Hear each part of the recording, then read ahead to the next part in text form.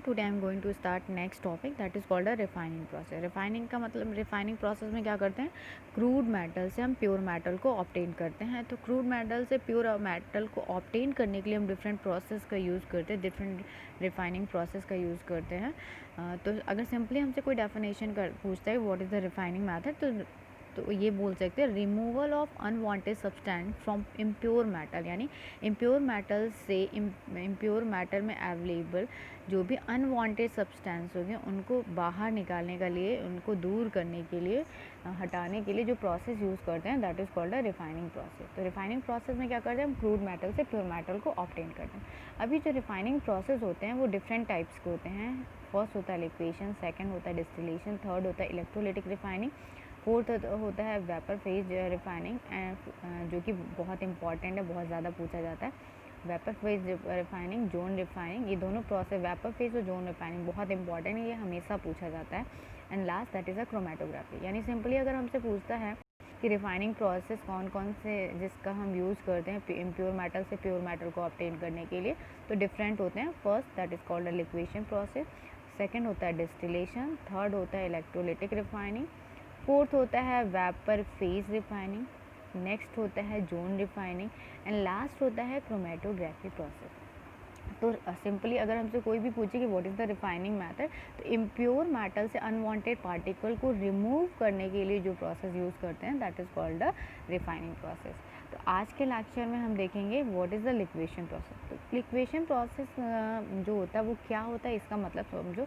तो liquation process जो होता है वो प्रोसेस होता है जिसमें हम उन इम्प्योर मेटल से प्योर मेटल को ऑब्टेन करते हैं जिनका मेल्टिंग पॉइंट लो होता है in comparison to the impurity. यानी ये लिक्वेशन प्रोसेस का यूज़ कहाँ करेंगे, उन मेटल्स के लिए करेंगे जिनका मेल्टिंग पॉइंट लो होगा in comparison to the impurity.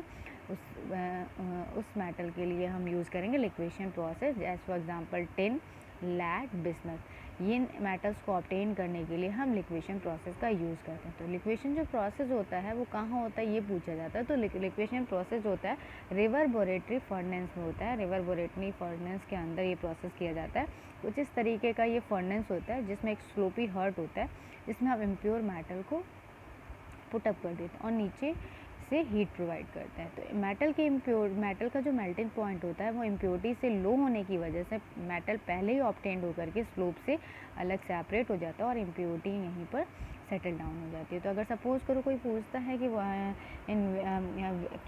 किस मेटल को हम इस प्रोसेस के थ्रू ऑब्टेन करते हैं, तो ये जो लिक्वेशन प्रोसेस होता है ये उन मेटल्स के लिए यूज़ होता है जिनका मेल्टिंग पॉइंट जो होता है वो लो होता है in comparison to the impurity. वो मेटल जिनका मेल्टिंग पॉइंट जो होगा वो लो होगा in comparison to the impurity, उन मेटल को ऑब्टेन करने, उन प्योर मेटल को ऑब्टेन करने के लिए हम लिक्वेशन मेथड का यूज़ करते हैं। और ये जो प्रोसेस होता है रिवर्बोरेटरी फर्नेस पे होता है। ठीक है, इसमें करते क्या है, ये जो फर्नेस होता है इसमें एक स्लोपी हर्ट्स होता है जिसमें हम इम्प्योर मेटल रखते हैं और हीट करते हैं। जैसे हीट करते हैं तो मेटल का मेल्टिंग पॉइंट लो होने की वजह से मेटल पहले ही मेल्ट हो जाता है और इस स्लोप से यहाँ कलेक्ट हो जाता है। इस तरीके हम लिक्वेशन प्रोसेस के थ्रू हम प्योर मेटल को ऑब्टेन कर सकते हैं। ये मैंने यहाँ प्रोसीजर भी लिखा हुआ है कि crude metal is heated on sloppy hearth, यानी जो आपका ये जो स्लोपी हर्थ था उस पर हम क्रूड मेटल को रखते हैं और हीट प्रोवाइड करते हैं जिससे मेटल का मेल्टिंग पॉइंट लो होने की वजह से वो मेल्ट हो जाता है और यहाँ कंटेनर में कलेक्ट हो जाता है। तो fuse metal flows down leaving behind infusible impurity. क्यों आपका इम्प्योरिटी दूर हो जाती है, क्योंकि इम्प्योरिटी का मेल्टिंग पॉइंट हाई होता है तो ये यहीं रह जाती है। Impurity have high melting point than pure metal. तो अगर कोई भी पूछता है कि लिक्वेशन प्रोसेस का यूज़ किस मेटल के रिफाइनिंग के लिए करते हैं, तो उस मेटल के रिफाइनिंग के लिए करते हैं जिनका मेल्टिंग पॉइंट इम्प्योरिटी के कंपैरिजन में लो होता है, just like a tin, lead, bismuth etcetera. तो ये था लिक्वेशन प्रोसेस। नेक्स्ट आता है डिस्टिलेशन प्रोसेस। डिस्टिलेशन में क्या करते हैं, डिस्टिलेशन प्रोसेस वहाँ यूज़ करते हैं जहाँ पर दो लिक्विड या दो से ज़्यादा लिक्विड के बॉइलिंग पॉइंट में मोर देन 25 या मोर देन 25 डिग्री सेल्सियस का डिफरेंस होता है, वहाँ पर हम डिस्टिलेशन प्रोसेस का यूज़ करते हैं। अच्छा, ये किस मेटल को, प्योर मेटल को ऑब्टेन करने के लिए किया जाता है, तो जिंक, मरकरी, कैडमियम एक्सेट्रा इन मेटल्स को ऑब्टेन करने के लिए हम डिस्टिलेशन प्रोसेस यूज़ करते हैं। ये प्रोसेस किस तरह वर्क करता है, तो इस प्रोसेस का यूज़ वहाँ करते हैं जहाँ पर मेटल का बॉइलिंग पॉइंट लो होता है। इक्वेशन में क्या देख रहे थे, मेल्टिंग पॉइंट देख रहे थे, यहाँ क्या देखेंगे, बॉइलिंग पॉइंट। यानी अगर मेटल का बॉइलिंग पॉइंट लो है in comparison to the impurity, तो उस कंडीशन में हम डिस्टिलेशन प्रोसेस का यूज़ करेंगे। करते क्या हैं, इसमें एक फ्लास्क लेते हैं जिसमें हम इम्प्योर मेटल को पुटअप कर देते हैं। इम्प्योर मेटल जिंक हो सकता है, कैडमियम हो सकता है, मरकरी होता है, ठीक है। इस फ्लास्क को हम क्या करते हैं, नीचे से हीट प्रोवाइड करते हैं और ये फ्लास्क जो होता है वो कंडेंसर से होकर निकलता है। यहाँ से वाटर को इन किया जाता है और वाटर बाहर निकलता है। तो जैसे ही हीट प्रोवाइड करते हैं तो मेटल का बॉइलिंग पॉइंट लो होने की वजह से वो थोड़ी सी भी हीट पाकर वेपराइज हो जाता है और वेपराइज होकर के ये कंडेंसर से होते वेपराइज हुआ तो ये कंडेंसर से पास करें तो कंडेंसर वाटर इन और आउट हो रहा है, तो इससे क्या होता है, ये जो वेपर होगा फिर से लिक्विड में कन्वर्ट हो जाएगा और ये यहाँ पे स्टोर्ड हो जाएगा। इस तरीके से हम क्या करते हैं, हम जो है इम्प्योर मेटल से प्योर मेटल को ऑब्टेन कर लेते हैं।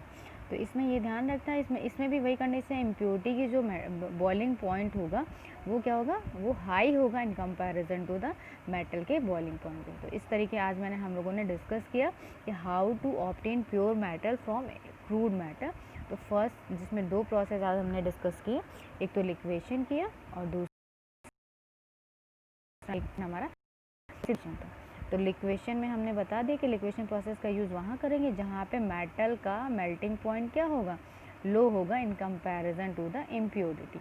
एज फॉर एग्जांपल ये होता क्या है, रिवर्बोरेटरी फर्नेस में होता है। इसमें क्या होता है कि थोड़ा सा हीट प्रोवाइड करते हैं तो ये मेटल तुरंत स्लोप से मेल्ट होते हुए यहाँ कंटेनर में कलेक्ट हो जाता है। किस किस मेटल के लिए करते हैं, तो स्टेनस यानी टिन बोलते हैं इसे, टिन, लेड और बिस्मुथ के लिए करते हैं। सेकंड था हमारा डिस्टिलेशन, समराइज़ कर दिनों में डिस्टिलेशन प्रोसेस का यूज़ हम वहाँ करेंगे जहाँ पे बॉइलिंग पॉइंट में अगर 25 या मोर देन 25 का डिफरेंस होता है तो वहाँ हम डिस्टिलेशन प्रोसेस का यूज़ करते हैं। ये किसके लिए होता है, जिंक, मरकरी एंड कैडमियम के लिए होता है। इसमें क्या होता है, मेटल का जो बॉइलिंग पॉइंट होता है वो लो होता है in comparison to the impurity, जिसे थोड़ी सी भी हीट प्रोवाइड करते हैं तो मेटल वेपराइज होकर के यहाँ से कंडेंसर नेक्स्ट कंटेनर में कलेक्ट हो जाता है। इम्प्योरिटीज होती हैं वो यहीं सेटल डाउन हो जाती है। तो इस तरीके हमने आज जाना है कि कैसे हम इम्प्योर मेटल से प्योर मेटल को लिक्वेशन और डिस्टिलेशन प्रोसेस के थ्रू सेपरेट कर सकते हैं। इसमें जो भी डाउट होगा वो तुम लोग पूछ लेना।